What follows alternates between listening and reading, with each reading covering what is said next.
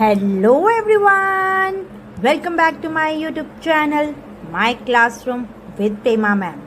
Students, today I am here with Class 7 syllabus NCERT CBSE chapter Physical and Chemical Changes. And in this video, I am going to talk about the chemical properties, the chemical changes, what is a chemical reaction, then different activities which are mentioned in your textbook, and what is rusting of iron. Last but not the least, the very important topic, crystallization. So stay tuned, and before I start this video, I request everyone to please like, share and subscribe to my YouTube channel, My Classroom with Prema Ma'am. Now without wasting any more time, get ready with your paper and pen and let's start. So first of all, let's talk about what is chemical properties. So chemical properties describe a substance based on its ability to change into a new substance. इसका मतलब क्या हुआ? Chemical property किसी भी substance की, किसी भी चीज़ की केमिकल प्रॉपर्टी का मतलब होता है कि उसकी कितनी कैपेबिलिटी है, कितनी एबिलिटी है कि वो नया सब्सटेंस बन सकता है जिसकी डिफरेंट प्रॉपर्टी होएगी, तो उसको हम बोलते हैं केमिकल प्रॉपर्टी. सो केमिकल प्रॉपर्टी किसी भी सब्सटेंस की क्या है? एक ऐसी एबिलिटी कि वो किसी और ऑब्जेक्ट में या किसी और सब्सटेंस में चेंज हो सके, उसको हम बोलेंगे केमिकल प्रॉपर्टी. अभी आपको इसको और अच्छे से समझना है तो we can see the example here. The wood will burn to form ash and smoke. Okay, तो केमिकल प्रॉपर्टी है वुड की क्या, कि जब हम उसको जलाते हैं तो वो ऐश और स्मोक रिलीज करता है. यस, सो ये वुड की केमिकल प्रॉपर्टी है. तो अगर हम ध्यान से देखें तो बच्चों, ये केमिकल प्रॉपर्टीज हमको अपने सेंसेस से ऑब्जर्व नहीं कर सकते. जस्ट लाइक फिजिकल प्रॉपर्टीज हम इजीली सेंसेस से देख सकते हैं. मतलब फिजिकल प्रॉपर्टीज हमने लास्ट लेक्चर में डिस्कस किया था. What are the physical properties? The shape, size, yes और no, these are the physical properties. Colour and all. So ये तो हम लोग अपने सेंसेस से देख सकते हैं, फील कर सकते हैं, स्मेल कर सकते हैं. But chemical properties cannot be observed with the senses. So it is easy to observe the physical properties, but chemical properties are not that easy to observe. Chemical properties example like flammability and reactivity. Flammability means that it can catch fire. Okay, वो जलता है, वो जल सकता है. And the reactivity means how does that substance react with other substances. So I hope you have understood what is chemical properties. Now let's talk about what is chemical reaction. So chemical reaction, अभी chemical changes होंगे तो chemical reactions takes place होएगा. So a change in which one or more new substance are formed is called a chemical change. जिसमें एक या एक से ज़्यादा चीज़ें बनेंगी. ओके, ऐसा एक चेंज होएगा जिसमें एक या एक से ज़्यादा चीज़ें बनेगी, उनको हम बोलेंगे केमिकल चेंज. और यही केमिकल चेंज को सक्सेसफुल होने के लिए the substance will undergo many chemical reactions. Okay, for example, the digestion of food, खाना पचने के लिए डिफरेंट एंजाइम्स एक्ट करती हैं. यस और नो, HCl एक्ट करता है, डिफरेंट एंजाइम्स एक्ट करती हैं, तब जाके डिफरेंट रिएक्शंस टेक्स प्लेस होते हैं, तब जाके हमारा खाना डाइजेस्ट होता है. Am I right? Second example you can say the ripening of fruits. Okay, जब फ्रूट्स पकते हैं, ओके, जब वो रेडी होते हैं तो that is also a chemical reaction, a chemical change. Then fermentation of grapes. Fermentation of grapes is how we form alcohol. Okay, different types of alcohol is formed from the grapes. That process is called the fermentation of grapes. So that also include many chemical reactions, and that is an example of chemical change. So we have discussed till now what is physical change in my previous video and chemical change in this video. So let's see a quick difference between the physical and the chemical change. So physical change क्या हो गया बच्चों? Physical change only affect the physical property. हमने physical properties में देखा size, shape, colour. Okay, so these are the examples of physical property. उसमें changes होंगे तो वो फिजिकल चेंज कहलाएगा. जबकि केमिकल चेंज कब होएगा? जब उसकी फिजिकल प्रॉपर्टीज तो चेंज होएगी, साथ ही साथ उसकी केमिकल प्रॉपर्टीज में भी हमको चेंजेस दिखाई देंगे. Second point is physical change will not produce any kind of energy, okay, whereas chemical change generally produce energy, okay. Energy could be in the form of heat, light or sound. इनमें से किसी भी form में energy release होती ही होती है इन chemical change, जबकि physical changes में ऐसी कोई काइंड ऑफ एनर्जी रिलीज नहीं होती है. The third point, the physical changes, no new substance is formed. This is very important. Yes or no? Physical change में हमने बोला कोई नया चीज नहीं बनेगा, कोई न्यू सब्सटेंस फॉर्म नहीं होता है, सब्सटेंस वही रहता है. दैट मीन्स जो एटम्स है उसमें, ओके, जो एटम्स है वो अरेंज रहेंगे उसी वे में. फॉर एग्जाम्पल, अगर आप एक पेपर को क्रश कर देते हो पूरा अच्छे से, तो क्या होता है, उसके एटम्स तो वैसे ही रहने वाले हैं. यस, नया सब्सटेंस भी नहीं बना है, पेपर तो पेपर ही है. वेयर एज केमिकल चेंज में अगर हम देखेंगे तो न्यू सब्सटेंस फॉर्म होते हैं. जब न्यू सब्सटेंस फॉर्म होएगा तो डेफिनेटली उसमें जो एटम्स रहेंगे वो न्यूली अरेंज हो जाएंगे, रीअरेंज हो जाएंगे नया सब्सटेंस बनाने के लिए. Okay, this is very important point for the differentiation of physical and chemical change. Now going to the last point, as we told, the physical change is generally reversible.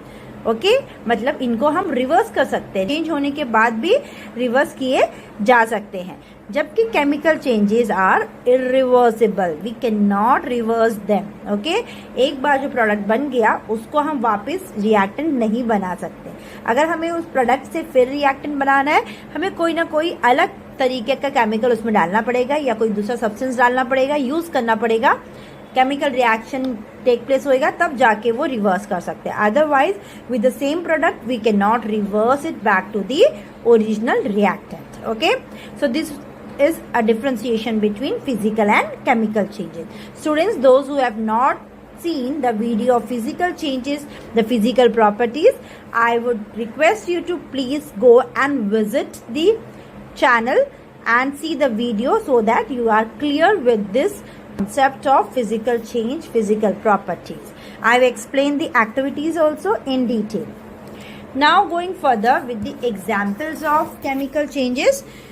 The very first example is burning. Okay, हमने बोला हम जब wood को burn करते हैं या paper को burn करते हैं. Okay, so first example we can say is burning.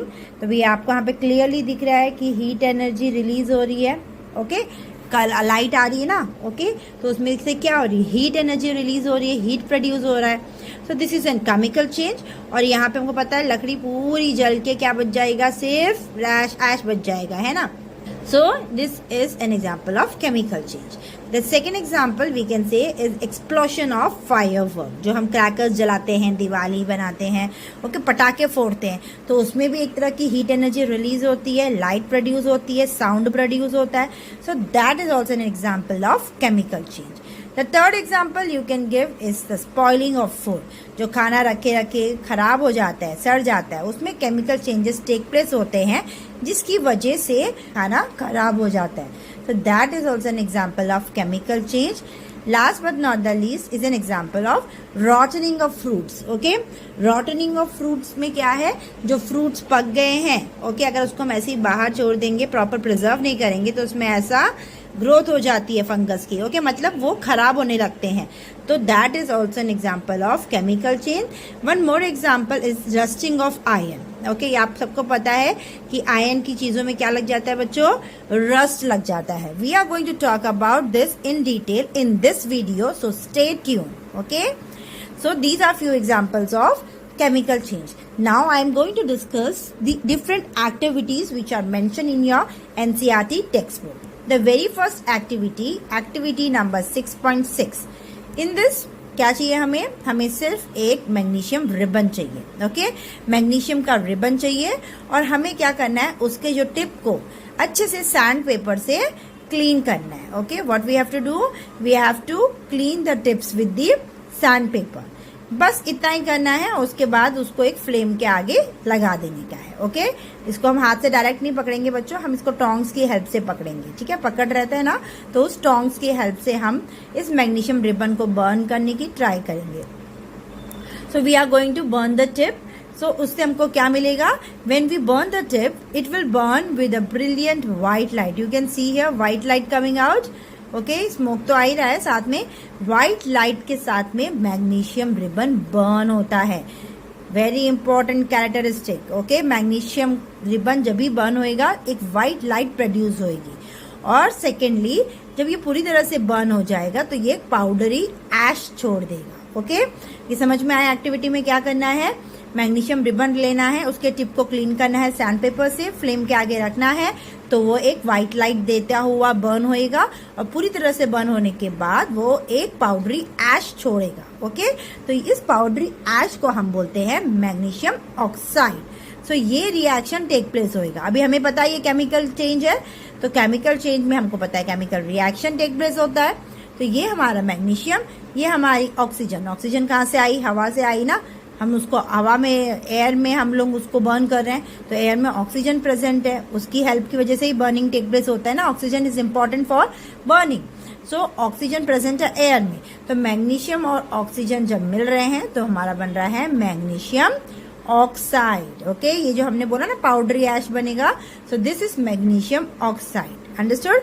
And this is basic in nature. ये हमारा बेसिक है नेचर में। हमको पता है एक एसिडिक होता है, एक बेसिक होता है और न्यूट्रल होता है। यस, जिसका पीएच वैल्यू लेस देन 7 रहेगा वो हमारा एसिड हो जाता है, जिसका पीएच वैल्यू मोर देन 7 रहेगा वो बेस हो जाता है, और जिसका 7 रहेगा वो न्यूट्रल हो जाता है। Yes, I hope you know all this. So जो हमारा मैग्नीशियम ऑक्साइड है वो बेसिक है। ये हमें कैसे पता चला? Let's see. इस मैग्नीशियम ऑक्साइड को हमने क्या किया बच्चों? इस मैग्नीशियम ऑक्साइड को हमने डाल दिया पानी के अंदर। ओके, हमने इसको डाल दिया पानी के अंदर और उसको कर दिया मिक्स।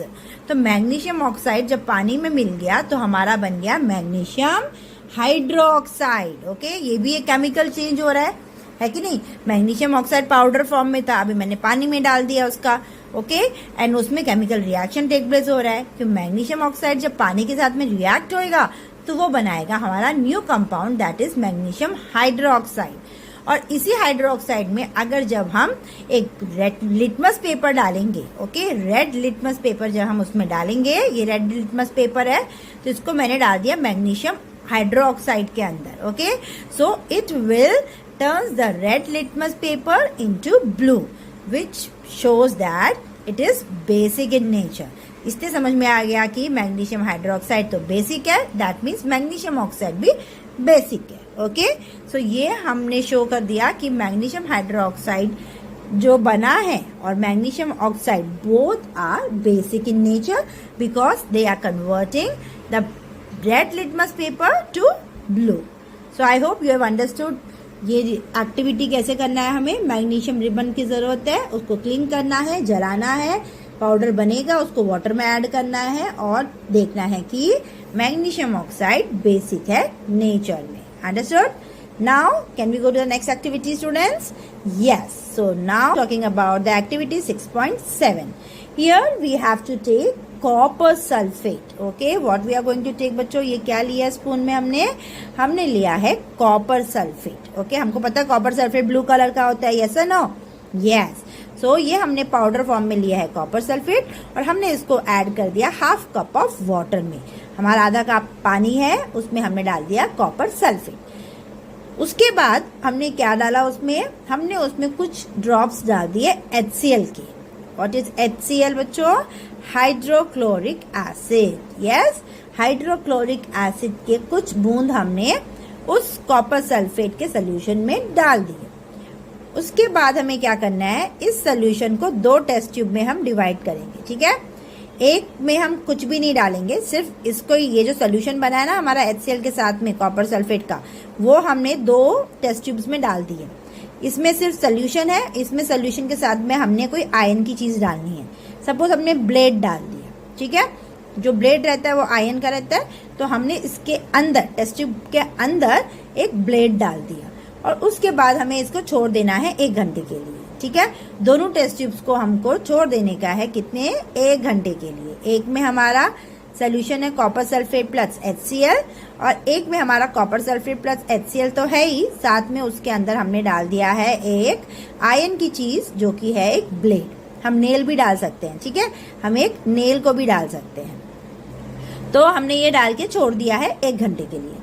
तो 1 घंटे के बाद हम जो करेंगे, ऑब्जर्वेशन क्या रहेगा हमारा, जो टेस्ट ट्यूब में कुछ भी नहीं डाला था उसका कलर तो सेम रहा, ब्लू कॉपर सल्फेट सोल्यूशन का रहता है ना कलर, उसमें HCl भी डाला था लेकिन उसका कलर ब्लू ही रहा। लेकिन जो दूसरा टेस्ट ट्यूब था बच्चों, जिसमें हमने कोई आयन की चीज डाली है, it could be a blade, it could be a nail, कुछ भी जो टेस्ट ट्यूब के अंदर जा सके, ठीक है। तो उस कॉपर सल्फेट का कलर अगर आप देखेंगे सोल्यूशन का, तो सोल्यूशन का कलर हो गया है green colour. Okay, the colour has changed. तो ये एक केमिकल चेंज हुआ है, इसमें कुछ तो केमिकल रिएक्शन टेक प्लेस हुआ है, तभी जाके कलर चेंज हुआ है। और जब हम उस ब्लेड को भी बाहर निकाल के देखेंगे तो ब्लेड जो कि फ्रेश न्यू था वो ब्राउनिश कलर का हो गया है। ओके, पूरा ब्राउन कलर का हो गया है। तो आओ देखते हैं ये ऐसा कैसे हुआ। We will talk about the chemical reaction that took place in the test tube. So क्या हुआ बच्चों, ये हमारा आयन था, आयन में जो हमने ब्लेड डाला या फिर नेल डाला, ठीक है, वो है आयन। किस में डाला हमने, कॉपर सल्फेट सोल्यूशन में डाला। तो जब हमने ये कॉपर सल्फेट सोल्यूशन में आयन डाला तो रिएक्शन हुआ है और कॉपर जो था वो अलग हो गया है। ओके, कॉपर अलग हो गया और आयन के साथ में जो सोल्यूशन था वो बन गया है आयन सल्फेट। ओके, तो ये सोल्यूशन ग्रीन कलर का दिख रहा है वो क्या है बच्चों, आयन सल्फेट है।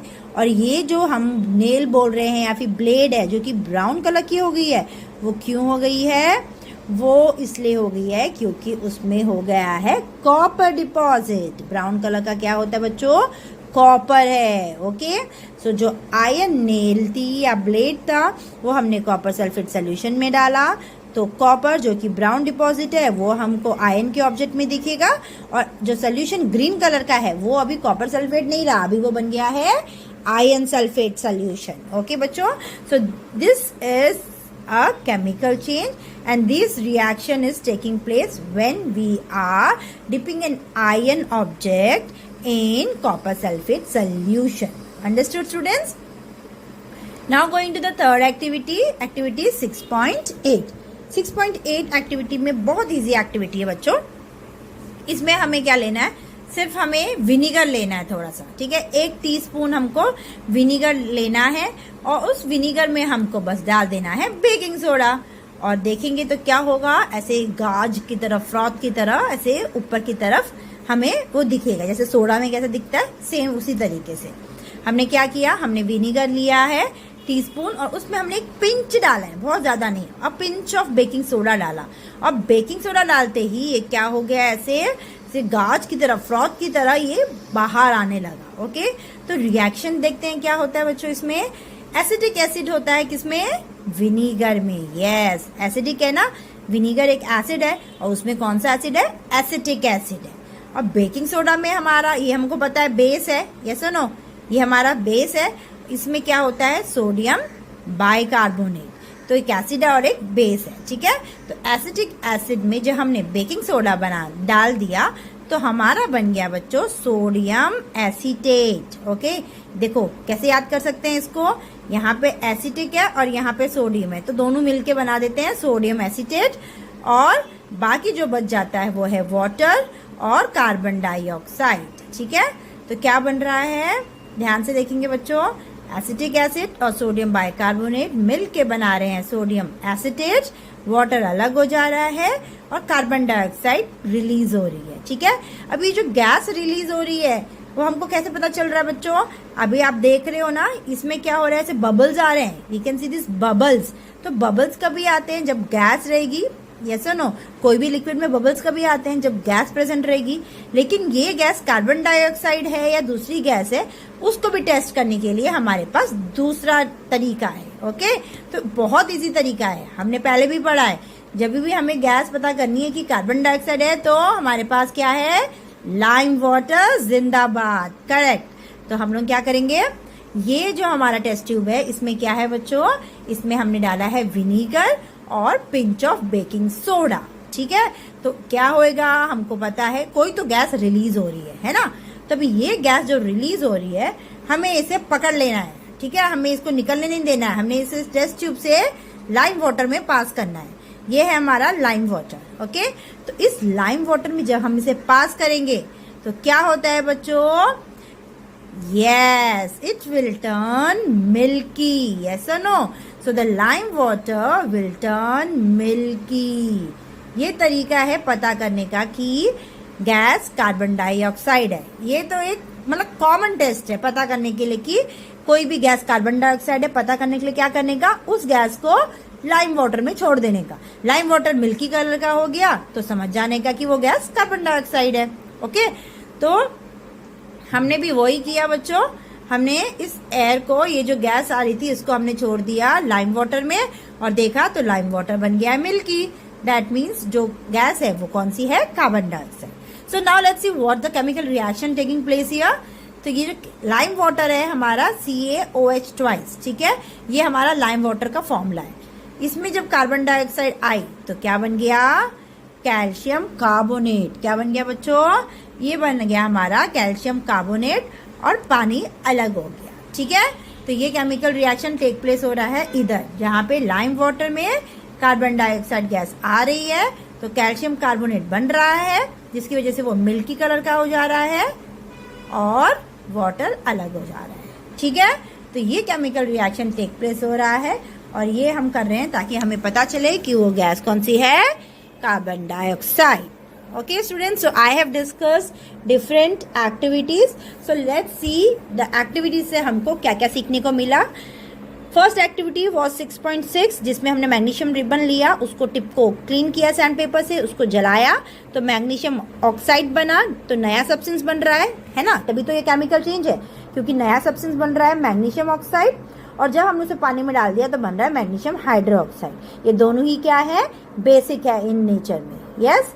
सेकेंड एक्टिविटी 6.7 में हमने क्या किया, हमने कॉपर सल्फेट में थोड़ा सा HCl डाला और उसमें हमने डाल दिया एक आयन का सब्सटेंस. ओके, तो कुछ टाइम के बाद हमने देखा कि जो आयन का सब्सटेंस था उसमें तो ब्राउन कलर का पूरा कोटिंग आ गया है, और जो लिक्विड था, जो हमारा सोल्यूशन था कॉपर सल्फेट, वो तो अभी ग्रीन कलर का हो गया है. तो इसमें नए सब्सटेंस क्या क्या बने, एक तो हमारा जो सोल्यूशन था वो चेंज हो गया, आयन सल्फेट बन गया, और जो मेटल था जो कि हमारा फ्रेश ब्लेड था या फ्रेश आयन की नेल थी वो कैसी हो गई, ब्राउन हो गई. उसमें ब्राउन डिपॉजिट है जो कि क्या है, कॉपर है. तो यहाँ पे भी हमारे न्यू सब्सटेंस फॉर्म हुए, तो ये भी एक केमिकल रिएक्शन हो गया, केमिकल चेंज हो गया.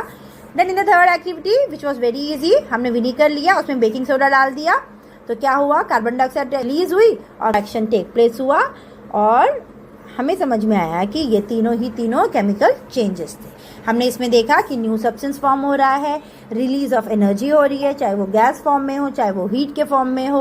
ओके, तो these are the examples of chemical change. Now very important topic is the rusting of iron. किसमें होएगा बच्चों रस्ट, आयन के मटेरियल्स में होएगा. जो भी आयन के आर्टिकल्स है उनमें रस्टिंग होता है, जंग पकड़ लेता है ना, तो वही रस्टिंग कैसे होता है वो हम देखेंगे, पढ़ेंगे. तो रस्टिंग होने के लिए, कोई भी आयन के ऑब्जेक्ट में रस्ट लगने के लिए दो चीज सबसे ज्यादा इंपॉर्टेंट और मैंडेटरी है. वो है पहला ऑक्सीजन और दूसरा वाटर, और water can be in the form of water vapour also. Okay, तो ये दोनों चीज अगर प्रेजेंट रहेगी और वहां पे हमारा आयन की चीज रखी है तो उधर रेस्ट लगेगा ही. ओके, और वेरी इंपॉर्टेंट, जितना ज्यादा ह्यूमिड रहेगा इन्वायरमेंट, ह्यूमिड मतलब उसमें ऑक्सीजन तो रहेगा ही, ह्यूमिड मतलब उसमें वाटर वेपर का कंटेंट ज्यादा रहेगा. ओके, तो उतना ही जल्दी रस्टिंग टेक प्लेस होगी. ओके, तो प्रोसेस ऑफ रस्टिंग क्या है बच्चों, ये हमारी ऑक्सीजन होगी जो कि एटमॉस्फेयर में है, ये हमारा आयन हो गया जो कि हम कहीं भी यूज करते हैं, हम ब्रिजेस बनाने में यूज करते हैं, शिप्स के लिए यूज करते हैं, या फिर घर पे कोई भी टेबल हो गया, उन सब चीजों में, गेट्स हो गया, विंडोज हो गई, उन सब में हम आयन को यूज कर रहे हैं. देन वाटर आ रहा है, वाटर बारिश की वजह से भी आ सकता है, या फिर हमारे एटमॉस्फेयर में भी वाटर प्रेजेंट है in the form of water vapour. तो जब इस आयन से ये ऑक्सीजन और वाटर कांटेक्ट में आते हैं तब हमारा फॉर्म होता है रस्ट. ओके, आयन के ऊपर एक लेयर आ जाती है रस्ट की, तो जिसको हम बोलते हैं आयन ऑक्साइड. इस तरीके से रस्टिंग टेक प्लेस होती है. अंडरस्टूड बच्चों.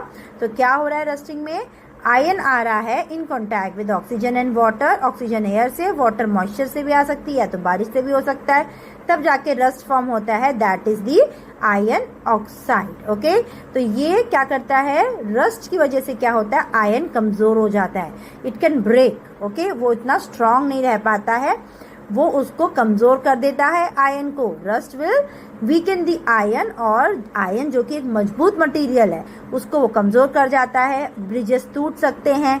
Okay, so these all things can take place because of this rusting. So हमें पता है कि रस्टिंग कितना खतरनाक है, और ये तो होगा ही, रस्टिंग आयन में होगा ही, तो उसको हम प्रिवेंट कर सकते हैं। कैसे प्रिवेंट कर सकते हैं बच्चों, तो प्रिवेंशन पढ़ेंगे। सबसे पहला प्रिवेंशन है कि हम हवा को और पानी को आयन के कांटेक्ट में, डायरेक्ट कांटेक्ट में आने ही नहीं देंगे। ओके, अभी आप बोलोगे मिस ब्रिज बनाया है तो बारिश तो ब्रिज के ऊपर गिरेगी, है ना, गेट है तो गेट पे तो पानी लगेगा, लेकिन हम उसको डायरेक्ट नहीं लगने देंगे। तो क्या करेंगे उसके लिए बच्चों, हम एक कोटिंग कर देंगे। किसकी कोटिंग करेंगे, या तो उस पर पेंट लगा देंगे या तो उस पर ग्रीस लगा देंगे, जिससे क्या होगा, आयन का जो मटेरियल है वो डायरेक्ट कांटेक्ट में नहीं आएगा ऑक्सीजन और वाटर के, उसके ऊपर एक प्रोटेक्टिव कवरिंग आ जाएगी। तो जो भी हवा और पानी लगेगा इस ग्रीस और पेंट पे लगेगा, डायरेक्ट हमारे आयन के ऑब्जेक्ट पे नहीं लगेगा। इसलिए आपने देखा होगा जो गेट्स है, जो ग्रिल्स रहते हैं, उनको रेगुलर बेसिस पे पेंट किया जाता है, जिसकी वजह से वो ड्यूरेबल रहे, लंबे समय तक चले और जल्दी टूटे ना। ठीक है, सो ये एक तरीका है to prevent rusting. Second, avoid कैसे कर सकते हैं कॉन्टैक्ट हम एयर और वाटर का, एक तो हमने कोटिंग पढ़ लिया, दूसरा है गैल्वेनाइजेशन। गैल्वेनाइजेशन क्या है, इसमें भी हम कोटिंग ही कर रहे हैं बच्चों। ठीक है, आयन के ऑब्जेक्ट पे कोटिंग कर रहे हैं, बट डिपॉजिट कर देते हैं एक लेयर, किसकी, जिंक और क्रोमियम की, on ion. Okay, on ion, ion के ऊपर जिंक और क्रोमियम की हम लोग क्या कर देते हैं, कोटिंग कर देते हैं। उसके ऊपर जिंक या तो क्रोमियम लगा देते हैं, जिसकी वजह से जो आयन है उसकी लाइफ बनी रहे, क्योंकि स्ट्रांग है आयन मेटल। हमें आयन यूज इसलिए करना है क्योंकि वो स्ट्रांग है, हमें पता है, तो उसको रस्ट ना लगे, हमने डिपॉजिट कर दिया एक लेयर उसके ऊपर, किसकी, क्रोमियम की और जिंक की। ठीक है, तो ये तरीका है गैल्वेनाइजेशन का। तो इस तरीके से बच्चों हम लोग क्या कर सकते हैं, हवा को, पानी को आयन के डायरेक्ट कांटेक्ट में नहीं आने दे सकते हैं, जिसकी वजह से रस्टिंग नहीं होएगा। क्योंकि अगर रस्टिंग हो रहा है तो बहुत सारा नुकसान होता है, जैसे कि शिप हम बोलते हैं। ओके, ये शिप भी आयन की बनी हुई है, अभी उसमें रस्ट लगा तो क्या होगा, टूट जाएगी। अभी ये तो हर वक्त पानी में रहेगी ना, तो पानी में तो लगेगी, तो हम इसमें क्या कर सकते हैं, कोटिंग कर सकते हैं। ओके, जिसकी वजह से डायरेक्ट कांटेक्ट में ना आए शिप। उसके अलावा भी बच्चों बहुत अच्छा तरीका है हमारे पास, that is stainless steel. Okay, अभी जो हम डे टू डे लाइफ में यूज करते हैं that is a stainless steel, मतलब उसमें आयन तो रहता ही है, आयन की चीज बनती है, लेकिन we are mixing iron with carbon and metals like chromium, nickel and manganese. तो मतलब आयन को हम बाकी मेटल्स के साथ में मिक्स करके उसको ड्यूरेबल बनाते हैं। ठीक है, मेटल तो आयन स्ट्रांग है, बट उसको ड्यूरेबल बनाने के लिए हम उसको दूसरे मेटल्स के साथ में मिक्स करते हैं। ओके, तो जिसकी वजह से जो न्यू मटेरियल बनता है वो है हमारा स्टेनलेस स्टील। अभी घर पे आप बर्तन भी देखेंगे तो स्टेनलेस स्टील के आते हैं। ओके, इवन चेयर्स भी आते हैं, या फिर जो आप विंडोज में ग्रिल्स या डोर्स बनाते हैं, सेफ्टी डोर्स, वो सब भी स्टेनलेस स्टील के अवेलेबल होते हैं, जिसकी वजह से क्या होता है, वो ड्यूरेबल रहता है, लंबे समय तक वो चल सकता है। इसमें क्या करते हैं हम लोग, स्टेनलेस स्टील बनाने के लिए आयन के साथ में दूसरे मेटल्स और कार्बन को मिक्स किया जाता है, लेकिन सारे मेटल्स नहीं कर सकते। मेटल्स लाइक क्रोमियम, निकल और मैंगनीज, इनका क्यों यूज कर रहे बच्चों, ये भी मेटल है, लेकिन इनमें रस्टिंग कम लगता है, ना के बराबर लगता है। ओके, इसलिए हम इन मेटल्स को यूज कर रहे हैं, कार्बन को यूज कर रहे हैं, आयन में मिक्स कर रहे हैं, ताकि हमारा जो स्टेनलेस स्टील का जो सामान है वो लंबा समय तक चल सके। So I hope you have understood about rusting. Now the last topic of this video is the crystallization, which is very important topic. So इसमें क्या हो रहा है बच्चों, इसमें हम क्रिस्टल्स फॉर्म करेंगे, क्रिस्टलाइजेशन, जैसे नाम सजेस्ट कर रहा है ना हमारा क्रिस्टलाइजेशन, तो वैसे ही इस प्रोसेस में क्रिस्टल फॉर्म्स होंगे। ओके, इसमें हम किसी भी चीज़ का क्रिस्टल बनाएंगे। ओके, जो भी सब्सटेंस है उसका क्रिस्टल फॉर्म हम बनाएंगे, या तो मेल्ट करके या तो सोल्यूशन से बनाएंगे। ठीक है, तो ये एक तरीके का फिजिकल चेंज है, it is not a chemical change, it is a physical change. So इसमें करेंगे क्या, लेट्स सी। हमारा सॉल्वेंट में हमने वो जो इम्प्योर सॉलिड है जिसका हमें क्रिस्टल है बनाना, वो हमने डाल दिया। उसके बाद उस सॉल्वेंट को हम क्या करेंगे, अच्छे से बॉईल करेंगे, गरम करेंगे। तो अच्छे से गरम करने के बाद जब ये सॉलिड इसमें मेल्ट हो जाएगा ना, तब हम इसको छोड़ देंगे। ओके, ठंडा होने के लिए। ठंडा होने के बाद हम उसको क्या करेंगे बच्चों, फिल्टर कर देंगे। तो फिल्टर जब हम करेंगे तो जो सोल्यूशन है वो नीचे चले जाएगा, और जो ये इम्प्योर सॉलिड था ना, इसका जो हमको प्योर क्रिस्टल्स हैं वो हमें फिल्टर पेपर में इजीली मिल जाएंगे। ओके, तो इसी तरीके से हम क्रिस्टल्स को बना सकते हैं। ओके, ऑब्टेन कर सकते हैं। तो ये ऐसे ही हम कॉपर सल्फेट का क्रिस्टल्स देखेंगे कैसे बनाएंगे। इन एक्टिविटी 6.9 हमने एक बीकर लिया, उसमें हमने पानी डाला। ओके, और पानी में नेक्स्ट हमने डाल दिया है HCl। अभी HCl में पानी में HCl डालने के बाद उसको अच्छे से आपको करना है गरम। ठीक है, तो जैसे ही वो बॉयल होना शुरू करेगा उसमें आपको डाल देना है कॉपर सल्फेट पाउडर। ओके, आपको क्या डालना है बच्चों, ब्लू कलर का कॉपर सल्फेट पाउडर डालना है। क्या किया, पानी लिया, उसमें HCl डाला, उसको बॉईल किया, और जैसी बॉइलिंग शुरू होएगा हमको डाल देना है copper sulphate powder. Okay, copper sulphate का पाउडर फॉर्म में डालना है। पाउडर डालने के बाद हमें तब तक डालना है जब तक वो सैचुरेटेड फॉर्म में पहुंच जाए। सैचुरेटेड लेवल मतलब क्या होता है कि उसमें उस सॉल्वेंट में अभी और ज़्यादा सॉल्यूट डिसॉल्व नहीं हो रहा है, तो तब तक हमें कॉपर सल्फेट पाउडर डालना है इसमें जब तक सैचुरेशन लेवल रीच ना हो। सैचुरेशन लेवल का मतलब क्या है बच्चों, वापस बता रही हूँ कि कॉपर सल्फेट का पाउडर तब तक इसमें डालना है जब तक एक लेवल आ जाएगा कि उसके आगे वो मिक्स नहीं होएगा। ओके, तो हमने इसको सैचुरेशन लेवल तक पहुंचा दिया है। उसके बाद हमें क्या करना है, इसको गरम में डाला है हमने। ठीक है, उसके बाद हमें क्या करना है, इसको फिल्टर कर देना है। ठीक है, तो जब ये मिक्स हो जाएगा और सैचुरेशन लेवल पहुंच गया तो हमने इसको कर दिया फिल्टर। तो फिल्टर करने के बाद हमें क्या मिलेगा बच्चों, हमें easily crystals of copper sulphate मिल जाएंगे। कहाँ मिलेंगे, फिल्टर पेपर के ऊपर। Okay, understood. तो इस तरीके से ये छोटी सी एक्टिविटी से हमें क्या मिल जाएगा, क्रिस्टल्स ऑफ कॉपर सल्फेट। क्या करना है इसमें बच्चों, हमें वाटर लेना है, वाटर में हमें HCl डाल के उसे बॉईल करना है। बॉईल जैसे स्टार्ट होएगा हमें उसमें कॉपर सल्फेट का पाउडर डालना है, और कब तक डालना है, जब तक सैचुरेशन लेवल रीच नहीं हो जाता, और मिक्स करते रहना है। Important, mixing is important. Mix करते करते जब तक सैचुरेशन लेवल पहुंच गया उसके बाद स्टॉप हो जाना है। देन हमें उसे फिल्टर करना है। जैसे ही हम फिल्टर करेंगे तो हमारे फिल्टर में क्या मिल जाएगा, हमें कॉपर सल्फेट के crystals, which is a pure form of copper sulphate. Understood. तो इस तरीके से हम लोग किसी भी सब्सटेंस का क्रिस्टल फॉर्म कर सकते हैं। Understood students, I hope you have understood this chapter thoroughly. Let's quickly revise what we have studied till now. We studied in this video about the different chemical properties, the chemical changes and the chemical reactions, which are very important. I discussed the different activities which are mentioned in NCERT textbook, and also I have discussed about the rusting of iron and how we can prevent rusting. Last but not the least, we have studied about the crystallization process, from where we can make crystals of different substances. So before I wind up, I request everyone to please like, share and subscribe to my YouTube channel, My Classroom with Prema Ma'am. Keep studying, keep revising. If you have any doubt, you can ask me in the comment section. Bye bye. Thanks for watching. Take care.